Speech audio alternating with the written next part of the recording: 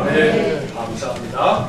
자, 우리 앞에 뒤에 옆에 있는 분들 따뜻한 손 한번 잡아주시고 축복합니다. 인사하겠습니다. 축복합니다.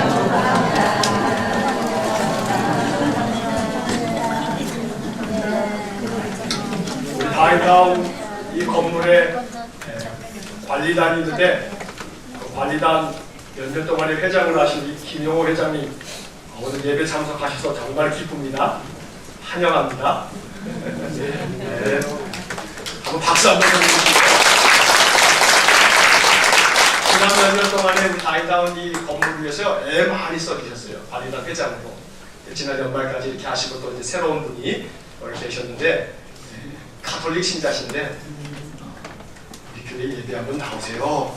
제가 한번 말씀드렸는데 나와주셔서 참 감사합니다. 자, 1월 한 달 동안에 하나님에 대한 설교를 했죠. 3주 동안 했어요. 한번 복습 한번 해봐요. 자, 처음에 뭐라고 했냐면 제목이 힘써 여호와를 알자. 그 다음 주에는 뭐 했어요? 하나님은 어떤 분인가? 지난주에는 뭐 했어요? 하나님의 성품. 하나님의 성품. 자, 지난주에 이렇게 하나님의 성품에 대한 이야기로 3주 동안의 이야기를 나누었어요. 뭐 3주로 다 해결될 수 있는 문제는 아니지만 올 1년 동안에 이렇게 신앙의 가장 기본들을 우리가 한번 다져나가는 거죠. 자, 2월 한 달 동안에는 예수님에 대한 이야기 하려고 해요. 예수님. 세상의 모든 것들에는 기본이 중요해요. 기초가 중요하죠. 다른 말로 하면 뭐가 튼튼해야 된다라고 이야기를 하냐면 뭐가 튼튼해야 돼요? 기본기가 튼튼해야 돼요. 이 기본기가 제일 중요한 거예요. 자, 이번 주 금요일서부터 우리 김 집사님 기도도 하셨습니다만 평창 동계올림픽이 시작되죠. 이번에 많이 기도하셔야 돼요. 우리 신자들이. 이 올림픽이 참 중요하잖아요. 특별히 지금 북한에 저 김정은이가 무슨 마음을 먹고 말해요. 물론 여러 가지 정치 전문가들이 전망하듯이 그 속셈이 보이기도 하지만 그러나 어쨌든 이렇게 남북이 이 올림픽을 같이 이렇게 참여한다라고 하는 것은 그쪽에서 어떤 계산이 있든지 간에 하나님 역사해 주시도록 하나님이 이 올림픽을 통해서 이 땅에 평화의 길을 만들어 가시도록 그들의 속셈을 정치적으로만 계산할 게 아니라 우리 신자들은 하나님 이 속에서 역사해 주십시오 라고 이렇게 기도하면서 우리가 올림픽을 맞이해야 되는데, 자, 스포츠를 할 때도 마찬가지예요. 가장 중요한 게 뭐냐면 뭐예요? 기본기예요. 기본기. 제가 예전에 신학교 다닐 때 학부를 졸업하고 신학대학원에 입학을 해서 그 93년도인데 그때부터 신학대학원을 다니면서 검도를 배우기 시작했어요. 한참 배웠어요. 그리고 불광동에 와서 부목사로 목회를 할 때에도 연신내 도장이 있어요. 은평검도관이라고. 그래서 제가 불광동에서도 그 연신내에 검도를 하러 아주 열심히 다녔어요. 그러다가 족저근막염이 생겼어요. 검도를 하게 되면 오른발을 다 부르는 게 해야 되는데 족저근막염이 생겨가지고 그만두게 됐죠. 그리고 이제 이 풍동에 개척을 해가지고 여기 왔지 않습니까? 그래서 또 자꾸 마음에 근질근질 몸이 해가지고 다시 한번 해볼까? 이 다리가 좀 발바닥이 괜찮아지니까. 그래서 여기 풍동 4거리 뒤에 가면 여기도 검도관이 있어요. 그 관장님하고 제가 친해요. 그래서 이 검도관에도 이제 몇 개월을 다녔는데 결국 또 재발이 됐어요. 족저근막염이. 그래서 이제 그만두고 말았는데, 근데 이 검도를 하면서 근 1년 동안에 가장 많이 연습하고 또 연습하는 게 있어요. 그게 뭐냐면 기본기예요. 기본기. 처음에는 죽도를 딱 잡고 이 발걸음 연습부터 해요. 발걸음 연습. 처음 들어가면 죽도도 안 잡죠. 처음에는 물론. 도복 입힌 다음에 발걸음 연습만 해요. 소위 말해서 스텝을 밟는 거예요. 권투도 가장 중요한 기본기는 스텝이거든요. 이 검도도 마찬가지예요. 스텝이 중요해요. 그리고 나서 좀 지나고 나면 죽도를 잡고 이제 기본을 해요. 그리고 머리, 손목, 허리 이러면서 맨 죽도달 잡고서 소리를 고래고래 지르면서, 소리 잡으면 관장님한테 혼나요. 검도는 기, 검, 체, 일체라고 해서 소리가 중요한 거예요. 그렇게 해서 몇 달을 하다 보면 이제 호구를 입으라 그래요. 한 석 달쯤 지나면. 그러면 이제 머리에다 이렇게 뭘 뒤집어 쓰는 거 여러분 혹시 보셨을지 몰라요. 그 다음에 여기다 이렇게 갑하고 갑상까지 다, 손에 호환이라고 하는 장갑까지 딱 낀 다음에 이제 대련 연습을 해요. 대련 연습도 뭐 대련도 아니죠. 맨 또 머리, 손목, 허리 계속 그 연습하는 거예요. 그렇게 한 1년쯤 하다 보게 되면 그러면 이제 조금 늘어요. 그러면 이제 대련을 하면서도 조금 덜 맞고 맞아도 안 아프고 나도 한 번씩 타격을 하고 점수를 내기도 하고. 자, 이렇게 해서 한 1년 정도를 해야 기본이 조금 돼요. 족저근막염이 불감동에서 생겨가지고 이 검도를 내려놓게 되면서, 근데 이성구 장로님이 목사님 그러면 테니스를 한번 해보세요 하고 번에서 테니스 채를 샀어요. 그래야 미성 아파트에 있는 테니스장에 가가지고 이제 레슨을 끊어가지고 레슨을 받았네요. 한 6개월 넘게 했을 거예요. 와, 제가 깨달았어요. 테니스 하는 분들, 우리 저기 선수 하나 있죠? 선수 저 뒤에 있어요. 여러분 선수 모르시죠? 우리 은가교회 일산을보게 선수, 저 애기 아빠가 선수예요, 선수. 우리 윤현일 집사님도 선수거든요. 근데 제가 테니스를 배우면서 테니스를 하시는 분들을 존경하게 됐어요. 이거는 해도 기본이 안 늘어, 기본. 그난 1년 가까이 채 못 됩니다만 하다가 제가 포기해버렸어요. 와, 테니스 기본은 진짜 어렵구나 하는 걸 알게 됐어요. 그러나 그 고비를 넘겼어야 제가 지금도 좀 테니스를 칠 텐데 제가 그건 마음을 접었어요. 기본이 참 중요하고 어려운 거예요, 이렇게. 자, 그런데 여러분, 이게 모든 이치가 똑같아요. 신앙도 마찬가지예요. 자, 신앙에 있어서도 뭐가 중요해요? 기본기가 중요해요. 신앙의 기본기가 중요해요. 건물 지을 때 가장 중요한 게 기초이듯이 신앙에서도 기초가 매우 중요해요. 그래서 올 1년 동안에는 이 신앙의 기본기를 다지는 거예요. 하나님에 대해서 석주 동안에 우리가 말씀 생각하고, 2월 한 달 동안은 예수님에 대해서. 교회에 오면 맨 예수님 예수님 그러지만 여러분, 누가 여러분들한테 예수님이 누구요? 라고 물어보면, 물론 그래도 예수님이 누구냐 물어보면 좀 대답할 말은 좀 있을 거예요, 다른 것보다는. 그럼에도 불구하고 이거 잘 모르는 분들도 많아요. 알긴 알아도 머리로만 알아요. 그 예수님을 내가 아는 것이 이게 얼마나 복인지를 그건 진짜 모른단 말이에요. 요한복음 17장 3절에 영생은 유일하신 참 하나님과 그의 아들 예수 그리스도를 어떻게 하는 거예요? 아는 거란 말이에요. 그러니까 예수님을 잘 아는 게 굉장한 신앙의 기본이기도 하고 축복이기도 하단 말이에요. 그래서 예수님을 바르게 배워야 하고 정확히 알아야 돼요. 그래야 우리의 믿음이 더욱 탄탄해질 수가 있어요. 기본기가 잘 되어 있는 사람을 뭐라고 부르는지 아세요? 이런 사람들을 신앙의 고수라고 불러요. 고수. 기본기가 안 되는 사람은요, 하수예요. 하수. 어떤 것이든지 간에 고수들을 보면요, 다른 게 없어요. 기본기가 매우 탄탄한 사람이에요. 예수님을 머리로만 아는 사람들은요, 신앙의 하수예요. 그러나 신앙의 고수는 예수님을 머리로도 알지만 가슴으로 아는 사람이에요. 가슴으로.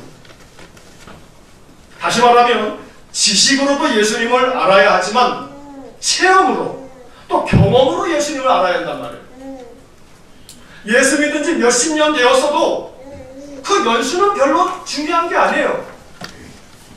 예수를 믿은 지 1년밖에 안 됐어도 그가 예수를 가슴으로 만났다면, 그 심장으로 예수님을 안다면 주님은 그 사람을 너가 신앙의 고수다 그럴 거란 말이에요. 직분이 아무리 목사여도 장로여도 권사여도 안수집사여도 그건 중요한 게 아니에요. 예수님을 머리로만 그냥 익숙한 습관으로만 아는 게 아니고 예수님을 내 영으로 내 심령으로 만나서 그 주님과 함께 사는 삶이 이게 신앙의 고수란 말이에요. 그러니 결국 한마디로 말한다면 이 2월 한 달 동안에 예수님에 대한 설교를 들으시면서 여러분들은 신앙의 고수가 되셔야 돼요. 한번 옆 사람에게 축복합시다. 신앙의 고수가 됩시다. 자, 뭐가 돼야 되겠어요? 신앙의 고수가 돼야 돼요. 그럼 어떻게 해야 되는가? 신앙의 고수가 된다는 것은 다른 게 아니에요. 예수님을 인격적으로 만나야 돼요. 예수님 인격적으로 만나야 돼요. 자, 교회를 다니다 보면 이 표현을 자주 들어요. 예수님을 인격적으로 만나야 된다. 근데 이게 무슨 뜻인지는 또 설명 안 해줘. 그 예수님을 인격적으로 만난다는 건 들어 아는데 그거 어떻게 하는 건지 그게 뭔지를 모른단 말이에요. 자, 이렇게 생각하시면 돼요. 예수님을 인격적으로 만난다라고 하는 것은 내가 예수님을 알고 내가 예수님을 믿으면서 내가 교회를 다니면서 찬송도 부르고 기도도 못하지만 그냥 마음속으로 기도하고 또 성경 말씀도 읽고 설교도 듣다가 그렇게 신앙생활을 하다가 예수님이 나의 인격을 변화시켜 주시는 것. 다시 말하면 예수님으로 말미암아 내 인격이 변화되어져 가는 것. 예수님을 만남으로 내 생활이 바뀌는 것. 내가 찬송을 부르면서 찬송의 가사가 은혜가 돼서 내 마음에 감동이 되다 보니 내 마음씨가 바뀌는 거예요. 내 언어 생활, 말씨가 바뀐단 말이에요. 내 식구들이 느껴 그거를. 당신 요즘에 말이 좀 달라졌어. 당신 요즘에 얼굴 낯빛이 좀 다른데? 더 편안해진 것 같아. 사람들에게 이런 이야기를 만약에 혹시 듣게 된다면 여러분 예수님을 인격적으로 지금 만나고 계시는 거예요. 여러분들의 습관이 바뀌고 가치관이 좀 바뀌고 태도가 바뀌고 삶에 대한 자세가 바뀐다면 아, 이 사람 지금 예수님을 인격적으로 만나고 있구나 라는 것을 알 수 있어요. 그러니까 예수님 말씀 듣다가 예수님 말씀 읽다가 아, 예수님이 나를 이렇게 사랑하시고 나와 함께 계시는구나, 나를 지켜주신다고 약속하고 계시는구나, 내가 괜히 염려하고 있네 하면서 모든 염려를 그냥 갖다 내던져 버리듯이 마음에 떨쳐버리고 났더니 마음이 편해요. 그리고 그 사람은 어떻게 된 거예요? 예수님을 인격적으로 만난 거예요. 오늘 우리의 삶이 예수님을 만나야 돼요. 그래서 신앙의 고수가 돼야 돼요. 자, 옆 사람에게 다시 한번 축복합시다. 두 가지를 축복하는데 하나는 신앙의 고수가 되십시오 한번 한 다음에 두 번째로는 예수님을 인격적으로 만나십시오. 자, 시작. 신앙의 고수가 되십시오. 예수님을 인격적으로 만나십시오. 올 한 해 꼭 그렇게 되기를 주의 이름으로 축복합니다. 자, 오늘 예수님에 대한 이야기 첫 번째 시간이에요. 예수님은 누군가? 좀 전에 말씀드린 것처럼 누군가가 여러분들에게 물어봤어요. 예수님 누구예요? 당신이 믿는 예수님이 누군가요? 라고 물어보면 여러분 다른 것보다는 그래도 얘기할 게 좀 있지요. 들은 풍월이 있는데 그럼 또 이제 우리는 어디에 써 있는지는 잘 모르지만 그걸 기억한단 말이에요. 주는 그리스도시요 살아계신 하나님의 아들입니다. 맞아요. 정답이에요. 근데 그 다음은 이제 할 말이 없어. 머리를 극적거리면서 요렇게 대답하면 그나마 나아요. 우리 목사님한테 한번 가서 물어본 다음에 대답해 드릴게요. 그러면 좀 나아. 괜히 또 엉뚱하게 또 뭐 예수님 얘기한답시고 얘기하는데 이게 삼천포로 빠져가지고 얘기해야 될 기본을 얘기하지 않으면 하나님만 못하지요. 그러니까 엉뚱한 이단들은 자기들 그 종교의 교주가 예수님이라고 그런단 말이에요. 재림 예수라고. 뭐 자기들 교주가 뭐 성령님이라고 얘기하고요. 여러분, 우리 풍동에 사는 사람들 기도 많이 해야 돼요. 노예에서 공문이 하나 왔는데 저 자동차 등록 사업소 옆에 그 무슨 LG 물류센터가 있죠? 거기에 신천지가 시원지파가 거기 성전 지으려고 뭐 그 땅을 샀는지 어쨌는지 지금 그러려고 있다는 정보가 들어와서 노예에서 이단 사이비 대책위원회에서 공문이 내려왔어요. 이 기도해야 된다고. 예수를 제대로 알지 못하니까 거기 가면 다 하나님, 예수님, 성령님 다 얘기해요. 문제는 근데 그 예수가 재림을 했다. 이만이다. 이게 신천지고요. 안상홍이다. 그게 저 옆에 있는 이 하나님의 교회예요. 근데 안상홍이 죽었잖아요. 근데 안상홍 부인 장길자가 하늘 어머니다. 이따고 소리 한단 말이에요. 잘 알아야 돼요, 우리가 예수님을. 자, 그러면 오늘 이제 우리들이 예수님을 어떻게 하면, 그분이 누구신지를 어떻게 알 수 있는가? 뭘 봐야 되겠어요? 성경을 봐야지요. 왜요? 성경은 하나님의 자기소개서니까. 자, 여러분 성경 한번 읽겠습니다. 화면 보시고 한번 같이 읽겠습니다. 시작. 너희가 성경에서 영생을 얻는 줄 생각하고 성경을 연구하거니와 이 성경이 곧 내게 대하여 증언하는 것이니라. 자, 이 성경이 누구에 대해서요? 나에 대해서 증언하는 거다 하고 예수님이 요한복음에서 말씀하셨어요. 예수님 직접 말씀하신 거예요. 그러니까 우리가 성경을 봐야지만 예수님이 누구신 줄을 알 수가 있단 말이에요. 왜냐하면 성경은 예수님에 대해서 증언하고 있는 책이니까. 자, 그래서 우리는 이 성경을 통해서 예수님이 이 땅에 오셨고 이 땅에서 어떤 일을 하셨으며 또 어떤 말씀을 전하셨는지를 우리가 성경에서 보게 되는 거죠. 자, 그것이 신약 성경의 복음서예요. 자, 신약 성경을 보면 마태복음, 마가복음, 누가복음, 요한복음이 있어요. 이 복음서는 성경의 다른 것과는 달리 예수님 이야기만 써 있어요. 예수님 이야기. 더더욱이 예수님을 알려면 복음서를 잘 읽어야 돼요. 그 외의 성경도 예수님을 이야기하는 것이지만 복음서는 예수님의 이야기로 가득하죠. 자, 그런데 복음서가 몇 개예요? 4개. 마태, 마가, 누가, 요한복음. 자, 근데 왜 복음서가 이렇게 4개나 되냐 이 말이에요. 마태가 복음서를 썼어요. 마가가 복음서를 썼고요. 누가가, 요한이 각각 복음서를 썼는데 이 4사람이 각각 예수님에 대한 이야기를 써놨단 말이에요. 아이고, 이거 보면 통합해가지고 하나로 만들지 싶지만 복음서는 4권으로 되어 있어요. 왜 복음서가 4권으로 되어 있냐면 그 까닭은 복음서를 읽는 독자가 다르기 때문에 그래요. 다시 말하면 마태복음은요, 유대인을 위해서 썼어요. 유대인들이 예수님을 좀 알도록. 마가복음은요, 로마에 사는 그리스도인들을 대상으로 쓴 거예요. 로마인들을 대상으로. 누가복음은 헬라인들을 대상으로 썼어요. 헬라 문화권에 있는 그런 이방인들을 위해 쓴 거예요. 요한복음은 이 로마가 세계를 다스리고 있는 그때의 문화는 헬라 문화권이기 때문에 그 헬라 문화권 전체에 있는 사람들에게 쓴 복음서가 요한복음이란 말이에요.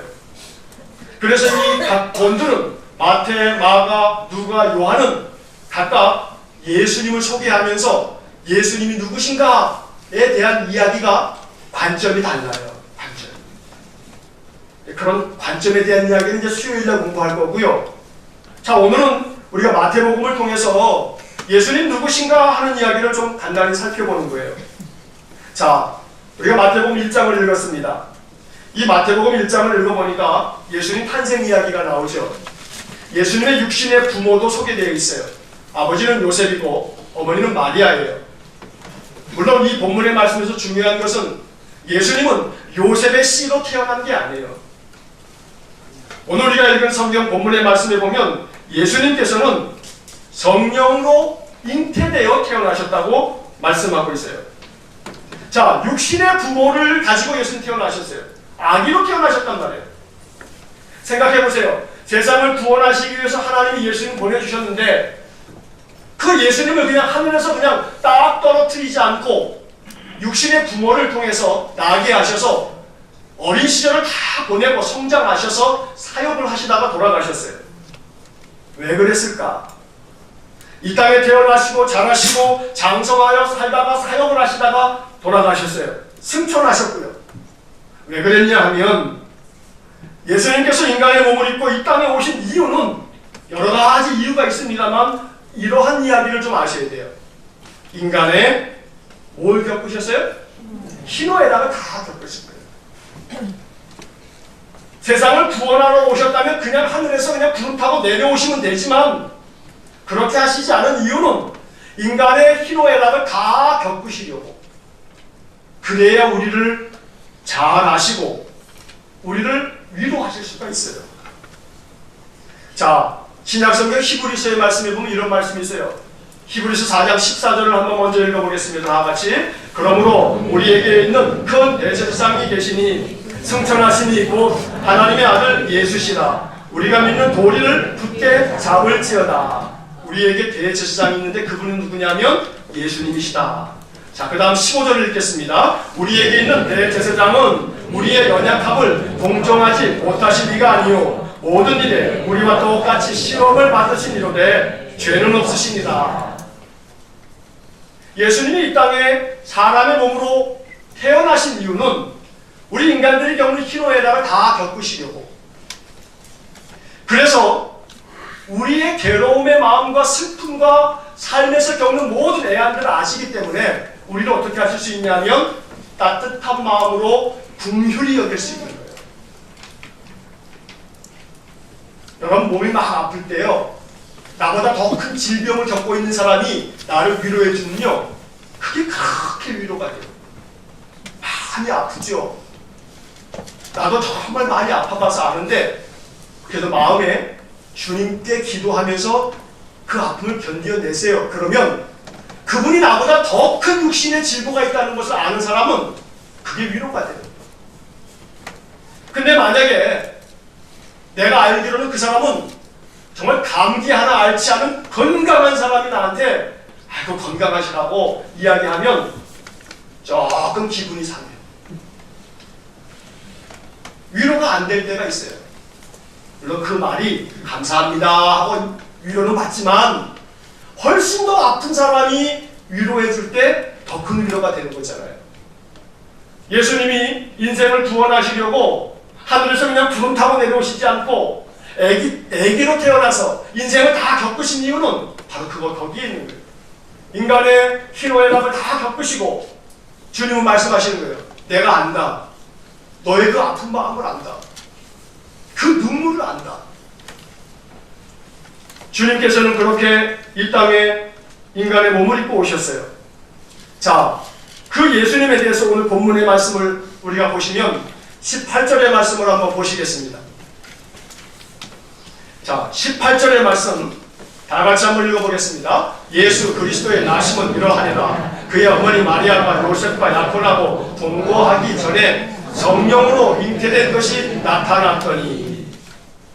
자, 예수님은 누구시냐 하면 마태복음에서 중요한 것을 하나 가르쳐주고 있어요. 예수님은 성령으로 잉태된 분이다 하는 거예요. 이것은 대단히 중요한 사실이에요. 그래서 사도신경에도 이 고백이 나오는 거예요. 성령으로 잉태되어서 동정녀 마리아에게서 나셨다. 이게 사도신경에도 들어간 거예요. 너무나 중요한 내용이에요. 사도신경에서도 우리가 말하고 있는 것처럼 예수님은 성령으로 잉태된 분이고 동정녀에게서 태어나신 분이에요. 그래서 이것을 신학적인 용어로는 동정녀 탄생 이렇게 말하고 있어요. 육신의 부모의 품에서 나셨지만 그러나 요셉의 씨가 아닌 성령으로 잉태되었다라는 거죠. 자, 처녀의 몸에서 아기가 태어났어요. 이해가 돼요, 안 돼요? 이해가 안 돼요. 이해할 수 없는 일이에요. 가능해요? 불가능해요? 불가능한 일이에요. 인간의 상식과 심지어 과학으로는 절대 있을 수 없는 불가능한 일이에요. 정자와 난자가 만나서 수정이 되고 생명이 되는 것이지 그것도 없이 성령으로 잉태된다? 도무지 납득할 수 없는 이야기예요. 그러나 여러분, 이런 생각을 하셔야 돼요. 세상의 모든 것이 항상 인간의 이성이 다 이해할 수 있는 대로만 움직입니까? 세상의 모든 이치가 인간이 다 납득하고 인간이 다 이해할 수 있는 그런 범위 내에서만 세상이 움직이냐 이 말이에요. 그렇지 않아요. 더러는 매번 일어나는 것은 아니지만 인간의 이성으로는 도무지 이해할 수 없고 상상할 수 없는 일들이 세상에는 종종 벌어져요. 세상 사람들은 이것을 뭐라고 부릅니까? 기적이라고 말해요. 기적. 그걸 기적이라고 해요. 맞습니다. 동정녀 탄생은 인간의 이성으로는 도무지 설명할 수도 없고 증명할 수도 없는 기적이에요. 기적.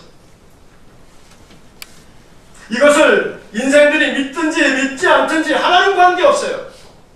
뭐 하나님이 인생들한테 너희들 이거 꼭 믿어야 돼 라고 설득하실 필요도 없어요.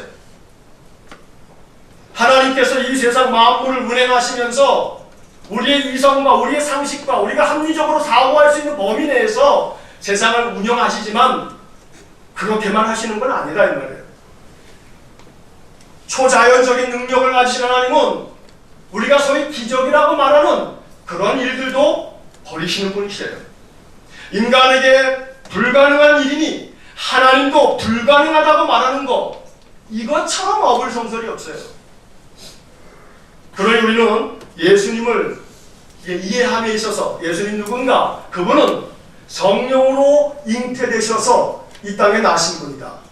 우리를 구원하시려고. 근데 왜 태어나셨냐면 우리의 모든 희노애락을 다 겪으셔서 우리를 아시려고, 우리를 긍휼히 여기시려고. 그게 진짜 사랑이에요. 그게 진짜 사랑. 이것을 예수님이 태어나시기 전 한 700여 년 전에 이사야 선지자가 예언의 말씀을 우리에게 들려주신 바 있어요. 예수님은 그냥 떡하니 태어난 게 아니고 700년 전에 예언이 되신 분이란 말이에요. 자, 이사야 7장 14절 말씀 한번 읽어보겠습니다. 그러므로 주께서 친히 징조를 너희에게 주실 것이라. 보라, 처녀가 잉태하여 아들을 낳을 것이요 그 이름을 임마누엘이라 하리라. 이 이사야서에서 나오는 얘기예요. 이사야가 기록된 것이 예수님 태어나시기로부터 한 700여 년 전의 사람이란 말이에요. 처녀가 잉태하여 아들을 낳을 거다. 그 분을 뭐라고 부르냐면 임마누엘이라고 이제 불러야 된다. 오늘 우리가 읽은 마태복음 1장 23절에 그 말씀이 그대로 적혀 있지요. 마태는 이 이사야 7장 14절을 인용하고 있는 거예요. 자, 예수님은 누구신가? 예수님은 성령으로 잉태되신 분이에요. 그리고 이사야가 예언한 것처럼 두 번째로 예수님은 누구신가? 예수님은 누구세요? 임마누엘이세요. 자, 요거는 옆에 분에게 복음을 들려주셔야 돼요. 자, 예수님은 임마누엘이세요 하고 한번 얘기해 주세요. 자, 그 반대쪽에 있는 사람에게 다시 한번, 이게 복음이에요. 복음. 여러분, 복음을 잘 뭔지 뭔 말인지 잘 이해가 되시는지 모르겠습니다만 기쁜 소식이에요. 예수님은 임마누엘입니다. 그럼 이게 기분 나쁜 건지 기분 좋은 건지 파악이 안 돼. 이게 얼마나 축복된 말인데요. 앞에 뒤에 분에게 예수님은 임마누엘이십니다 하고 한번 들려줘 보세요. 시작.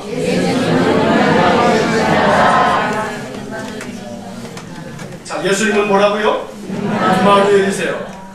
자, 임마누엘 뜻이 뭡니까? 예수님은 임마누엘이신데 임마누엘 뜻은 하나님이 우리와 함께 계신다는 거예요. 여러분, 그걸 아셔야 돼요. 창세기서부터 요한계시록까지 이 모든 책은 구약성경, 신약성경 부르죠. 거기서 구약은 약속의 옛날 약속, 신약은 새로운 약속. 이 약속의 가장 핵심은 예수 그리스도를 약속한 거고, 또 뭘 약속한 거냐면 하나님이 너와 함께 계신다. 이걸 약속하고 계신 거예요. 성경의 가장 중요하고 가장 복된 소식은 뭐냐 하면 하나님이 우리와 함께 계신다, 이거예요. 성경 66권을 압축기에다가 놓고 꽉 짜면 거기서 하나만 건져내라 그러면 다른 걸 건져낼 게 아니고 임마누엘, 하나님 우리와 함께 계신다, 이거 하나를 건져내는 거예요. 이게 성경의 약속이요, 이게 축복된 소식이에요. 이게 복음이에요. 하나님 우리와 함께 계신다. 다시 한번 옆에 분에게 하나님이 당신과 함께 계세요. 자, 시작. 하나님이 당신과 함께 계세요. 이걸 믿으셔야 돼요. 이게 긴가민가 싶으면 올 한 해 이거 가지고 기도하시란 말이에요. 하나님 이거 응답해 주세요. 그건 잠깐 내려놓으세요. 매일 하나님 손에 들려있는 응답 주머니만 바라보지 마시고 하나님을 바라보셔야 돼요. 하나님 이 문제 해결해 주세요, 저 문제 해결해 주세요, 요건 잠깐 내려놓고 나와 함께 계시는 예수님을 만나고 싶어요. 나와 함께 계시는 예수님을 인격적으로 만나고 싶어요. 이것부터 기도하시잔 말이에요. 그렇게 예수님 만나면 예수님이 내가 말하지도 않은 응답 주머니를 다 짊어지시고 나에게 다가오신다니까요. 예수님 응답해달라는 기도 필요하지만 예수님 만난 적도 없는 사람이 맨날 응답만 달라 그러면 예수님은 그럴 거예요. 넌 누구냐? 넌 누구냐? 넌 어떻게 한 번도 만난 적도 없는 나한테 선물을 달라 하냐? 이러지 않겠습니까? 그래, 응답 달라고 하기 전에 예수님 인격적으로 만나고 싶어요. 예수님 가슴으로 심장이 뛰도록 나를 사랑하시는 예수님 만나고 싶어요. 이런 기도를 올 한 해 드리셔야 돼요. 이게 복음이에요.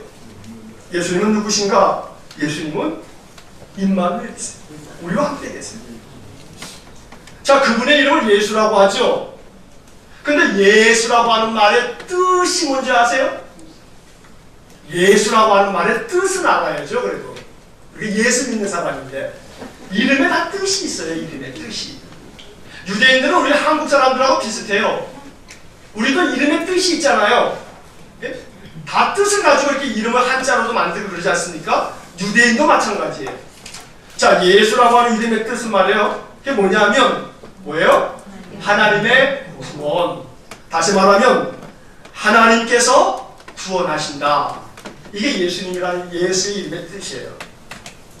근데 이 이름은 매우 흔한 이름이에요. 예수님의 이름은 그냥 예수님만 예수님이 아니고 이게 흔한 이름이에요. 유대인 사회에서는. 여호수아, 이것도 예수라는 이름하고 똑같은 이름이에요. 예수아, 이것도 다 예수라는 이름이에요. 소위 말해서 지금은 좀 다릅니다만 옛날에는 다 우리 초등학교 1학년 교과서에 뭐예요? 철수야, 영희야 그랬잖아요. 철수야 이런 거예요. 철수야. 유대인들은 한 집걸로 아마 다 예수가 있을 거예요. 그 이름이. 흔한 이름이에요. 그러나 매우 중요한 이름이죠. 하나님은 구원이신데 하나님께서 우리를 구원하신다. 구원이 뭐예요? 건져내는 게 구원이에요. 자꾸 우리 기독교인들은 구원 그러면 죽음 가는 천국만 생각해요. 구원은 건져내는 게 구원이에요. 마음에 괴로운 범민이 많은데 주님 나를 건져내 주세요. 구원해 주세요. 구원받은 사람은 마음이 평안함이 있어요. 염려했다가도 그 염려를 주님의 십자가 아래 내가 다 내려놓사오니 내 짐을 주님 대신 짊어지시고 내 마음에 평강을 주세요. 기도하고 났더니 마음이 편안해져요. 그게 구원받은 친구예요. 예수의 이름은 뭐라고요? 하나님의 구원, 하나님께서 구원하신다. 이런 뜻이에요. 자, 그러니 다시 한번, 자, 예수님은 어떤 분이에요? 누구예요? 성령으로 잉태된 분이죠. 예수님은 어떤 분이에요? 임마누엘이세요. 우리와 함께 계시는 분이에요. 우리도 건져내 주셔요. 함께 계시면서. 자, 그리고 마지막으로 예수님은 어떤 분인가? 예수님은 어떤 분이세요? 그리스도세요. 그리스도. 자, 이게 또 중요한 거예요. 예수님은 그리스도예요. 여기서 여러분들 구분하셔야 될 것은 이름은 예수고 그리스도는 그분의 사명이요 직책이에요. 그분의 사명. 이렇게 구분하시면 돼요. 예수는 이름이고 그리스도는 뭐라고요? 그분의 사명이요 직책이에요. 직책. 하나님께서는 예수님에게 그리스도라고 하는 직책을 주셨어요. 자, 이 그리스도라고 하는 이 직책을 주시면서 주님께서는 이 땅에 오셔서 그리스도로서의 사역을 감당하신 거예요. 베드로가 신앙 고백을 했죠. 마태복음 16장 16절에서 주는 그리스도시오 이렇게 고백한단 말이에요. 예수님은 그리스도예요. 초대교회 신자들에게 이건 굉장히 중요한 신앙의 고백이었어요.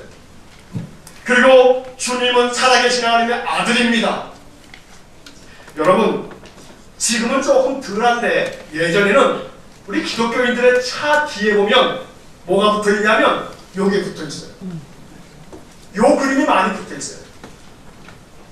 차 뒤에 요 물고기 그림이 딱 붙어있는 사람을 딱 보시면 아, 저 사람은 그리스도인이구나, 기독교인이구나 하고 알아봤단 말이에요. 자, 물고기가 헬란말로는 단어가 뭐냐면 익스수 그래요. 익스수. 뭐 발음에 따라서는 익투수 이렇게 말하는 사람도 있습니다만 익스수 그래요. 그게 이제 물고기라고 하는 단어예요.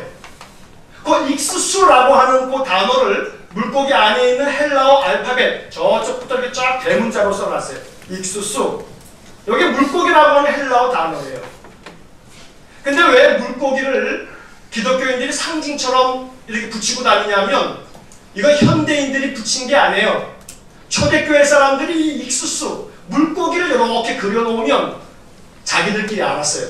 이 사람이 신자구나, 이 사람이 예수의 제자구나. 이게 암호 같은 거예요. 암호. 안에다 글씨는 안 쓰겠죠. 물론 물고기 그림을 딱 이렇게 표시해두면 이 사람은 예수의 제자구나 이렇게 알았던 암호란 말이에요. 자, 이 익수수라고 하는 이 말은 말이에요. 헬라어 대문자 이니셜을 붙여놓은 거예요. 첫 글자는 예수스, 그 다음은 크리스토스, 그 다음은 데우, 그리고 피오스, 그 다음 소테르. 이 말은 첫 글자 예수스는 예수, 크리스토스는 그리스도, 데우는 하나님의, 휘오스는 아들, 소테르라고 하는 맨 마지막 글자는 살아계신, 이런 말이에요. 예수 그리스도는 살아계신 하나님의 아들이다 라고 하는 이 단어의 첫 글자 이니셜을 따면 익수수, 물고기가 되는 거예요. 물고기라는 단어가 되는 거예요. 그러니까 초대교회 신자들은 물고기 형상을 딱 표시하면 신자구나, 예수의 제자구나 알아차려요. 로마의 박해를 당하면서도 신자들은 자기들끼리 암호를 이렇게 물고기를 그리면 신자구나.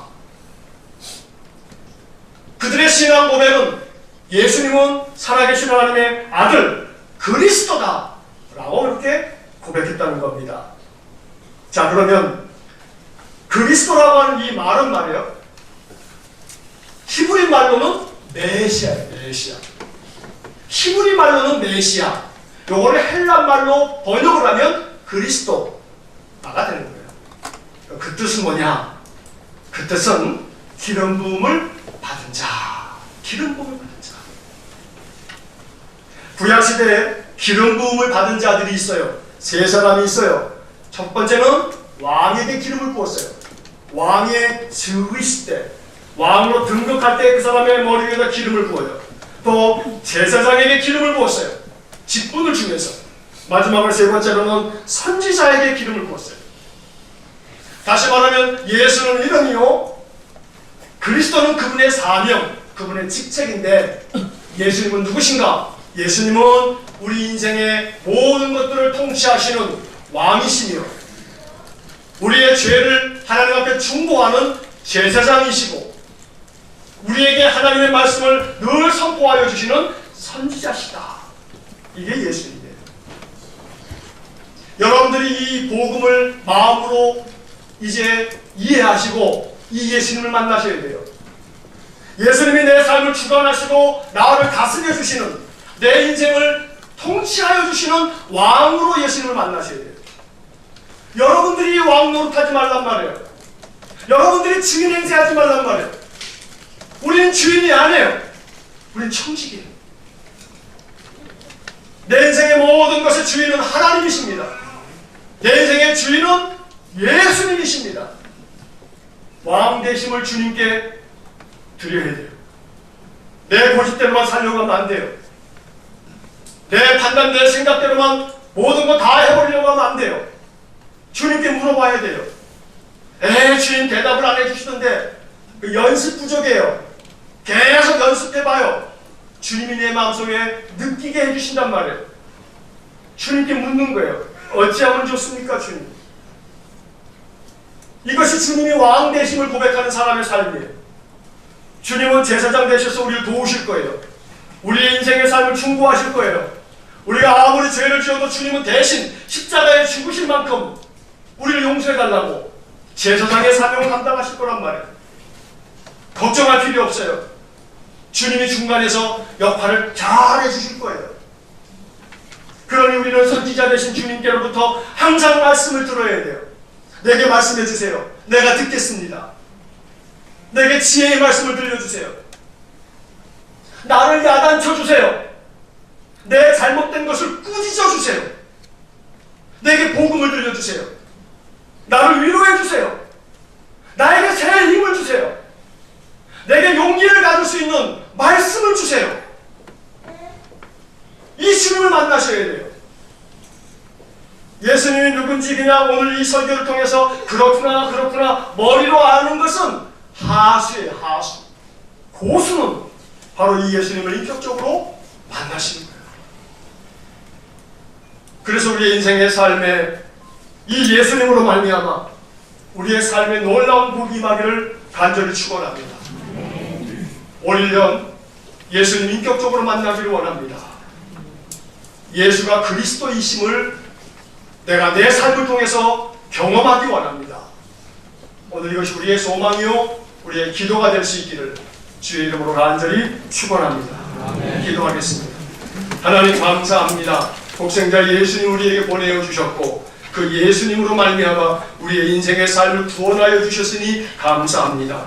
예수님이 누구신지 오늘 짧은 말씀을 통해서 나누었습니다. 예수님을 머리로만 아는 신앙이 아닌 신앙의 고수가 되어 그 예수님을 인격적으로 만나 우리의 삶이 놀라운 축복된 삶으로 변화되어져 가도록 은혜를 내려 주옵소서.